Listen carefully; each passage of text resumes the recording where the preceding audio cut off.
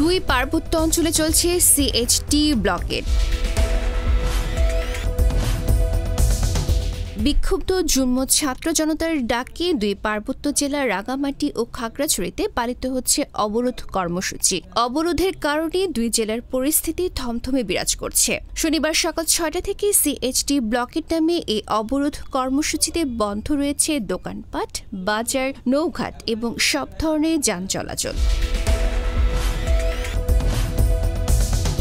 বিক্ষুব্ধ জুম্ম ছাত্র জনতার ব্যানারে গতকাল শুক্রবার ৭২ ঘণ্টার এই অবরোধের ডাক দেওয়া হয়। অবরোধের সমর্থনে কয়েকটি স্থানে সড়কে আগুন জ্বালিয়ে বিক্ষোভ করতে দেখা গেছে অবরোধকারীদের। এদিকে পাহাড়ের সার্বিক পরিস্থিতি নিয়ন্ত্রণে রাখতে এবং পরবর্তী যেকোনো অপ্রীতিকর ঘটনা মোকাবেলায় সতর্ক অবস্থানে রয়েছে নিরাপত্তা বাহিনী।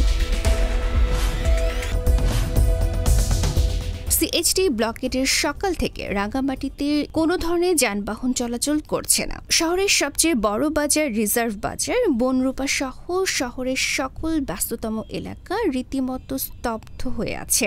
সাধারণ মানুষের চলাচলও নেই। অন্যদিকে খাগড়াছড়ি দীঘিনালা, খাগড়াছড়ি সদর এলাকায় থমথমে অবস্থা বিরাজ করছে। কোনো দোকানপাট খুলেনি। স্থানীয় সূত্রে জানা যায়, চট্টগ্রাম থেকে কোনো বাস রাঙ্গামাটি ও খাগড়াছড়ির উদ্দেশ্যে ছেড়ে যায়নি। বিপরীতমুখী কোনো বাস বা অন্যান্য যানবাহন শহরে প্রবেশ করেনি। ডেস্ক রিপোর্ট, গণমানুষের আওয়াজ।